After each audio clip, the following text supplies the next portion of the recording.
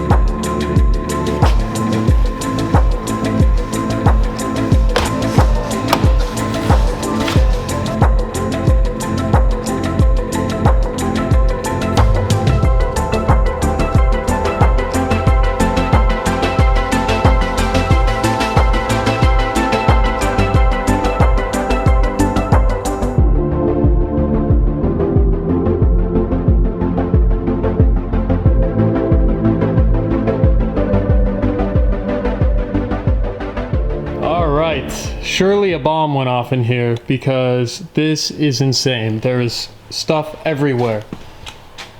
I'm not stoked about this, but I went ahead and, as you saw in the last clips, put these door cards on this side, but then when I got to the other side, I remembered, or it reminded me rather, that the door handle on the the driver's side, front and rear, is not working. So from the outside at least, and that's normally worst case scenario because it means it's the most amount of work. So as you can see, I have this whole door torn apart. Not my favorite thing to do in the world, actually probably one of the worst jobs on top of the starter, which I also did on this car. So far we're off to a great start, but hopefully we don't run into this again, aside from the fact that we have these two that need to be fixed. I really do wish I could leave stuff like this alone, but if I have the parts, I'm going to fix it. And that is what we're doing today, or this morning rather. As you can see, this is the issue we have. This is broken. I'm sorry about this stupid camera, but that is why nothing was happening from the outside, because this handle is broken. But I had a good one, so hopefully this one doesn't break, because that would suck. I don't see any cracks yet, so we should be good. We just have to be nice to the handle. So it is time to throw all this back together. I'm not gonna film this. If I was more efficient at this and didn't have to watch a step-by-step YouTube video still, I would make my own, but that's not really fair to try and make a video on something that I'm super not comfortable with. This really sucks, especially on the sedans, having to pull this whole track out. On the coupes, it's actually not that bad, but this is kind of a joke. So I'm gonna try and throw this together as fast as I can and get the door cards on this side. This front door I can't fix because I don't have a handle for it, but 3 out of 4 doors will be fine for me. I'll order another handle from fucking eBay or Rock Auto or something. And the front is actually just ever so slightly easier, so I'll probably be working on that at some point in the future, but I just want to make sure that at least if I have the parts here I can fix it. Oh, and the other thing, how to get the angle grinder, because actually all 3, but I was able to manage to get one of them. So I had to chisel these Torx off the actuator because it looks like someone tried to start on this project and they rounded off basically all of these actuator bolts. Luckily it wasn't that bad. Little angle grinder action, throw a chisel on it, and that was not that bad. The rest of this is just not that fun of a project. So I'm gonna try and throw this together real quick and we'll go from there.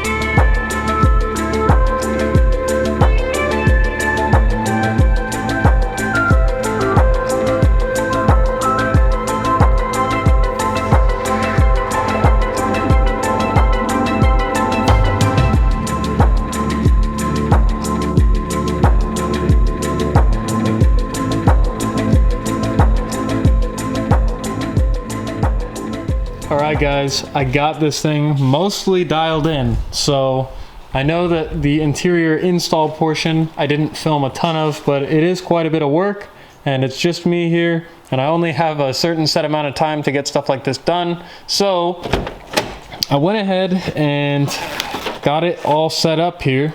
I did fix this door handle. As I mentioned previously, this was a bad handle. It ended up breaking where they always break. I had an extra one, so I swapped it out. Always a pain, especially on the sedans. Moving this trim piece out of the way, you could probably get around it, but getting the actuator out of the way and all that stuff. I want keyless entry to work on this car eventually, so I took the actuator out, made sure it was good and everything, greased all the linkage. So we should be good there for this door at least. And then this one, I do not have an extra handle, and I couldn't tell you the next time I'll actually get one. So we may just be living with that, which is not a big deal. The rest of the doors work. So I do not have a back seat in this car currently because, I don't know if I mentioned it before, but this car did not have a split bench. It had a pass-through, or the rear center console kind of thing with the cup holder that slides out. So I don't have another one of those seats in gray. I have 2 rear Dove gray seats, but they're both split folding. And to get these to split fold, or to put those seats in here rather, it is a huge chore. It's not really worth it. So we're gonna rock a rear seat delete, at least for now. And if I really wanted to put someone in the back seat, I'm gonna hold on to the old tan stuff. I will say probably the most ghetto part about this entire swap was this seat. It does not fit very well. It is making full-on contact with the B-pillar of the car. I guess maybe it was just set up better for a coupe because that's what it came out of. It does sit pretty high because it is welded to a stock E36 seat rail. So this, I am pretty stoked to drift in a bucket seat because I've yet to do that, but I don't think that this setup is going to stay for very long. We'll see how it does, but you do sit pretty high, and could be better. And honestly, a rail wouldn't be that bad. Wouldn't cost that much. I still need to get some floor mats, shampoo the carpet. I was going to recover the headliner, but I don't want this project snowballing more than it already has. So I'm gonna leave it alone for now. I can totally live with it. I'll peel all that crap off of the sunroof panel, and maybe we'll just sticker bomb it like an old school 17-year-old build. This car is definitely a throwback, I feel like, to when I was younger, 17, just no money, throwing stuff together. So this is a total parts bin car for me.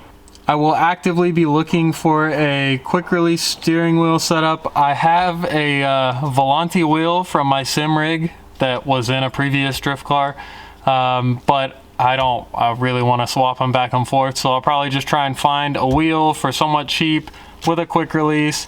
I had this backup Kenwood, which is funny because I put this more or less the same radio in my E36 M3, the 325IS drift car that I built, and then I just had an extra one by chance that I ended up with a part out at some point. So it's missing the volume knob, which is quite annoying, so I gotta order one of those. The climate control was not working. So this HVAC unit, or the one that I swapped out, was in Celsius and it would not control the HVAC in this car, but now we have a completely working one off of the shelf, and now I have air conditioning, which is pretty sweet. I didn't think that this car was going to have air conditioning, but it does have Freon in it, and it's not the strongest, but it's better than nothing. The cluster is pretty much dead. It either needs to be pulled out and I need to repair it, or attempt to rather, or just swap one from the shelf. I would like to find out how many miles this car actually has before I just go ahead and put a different cluster in it, so that's why that's kind of pending. This shift knob is out of my E36 M3, or the first shift knob that was in the car, and I just held on to it, which is kind of an homage to being a lot younger, just throwing shit together. So I think we're gonna keep that. That's pretty fun. Center console, of course, is torn, but that's a pretty easy fix. Passenger seat's torn. And you know, it's not the cleanest interior in the world, but it's pretty dang clean considering what came out of the car. All right, for reference, this is where we're at with the seating position. I am 6'6" and I have a couple of inches here. I'm not sitting entirely straight right now, but with the helmet on, I might be bumping the ceiling, so we might have to ditch this setup. Regardless, I'm excited that the interior is done. The most tedious part of this project was the interior, and I knew that from the beginning, which is why I was debating even swapping it in the first place. But the tan that was in here was so nasty and was not a very great place to start building a drift car. I am so pro full interior. Even the back seat thing kind of bothers me, but having a clean base starting point is what's most important to me, so we can build a free car from here on out.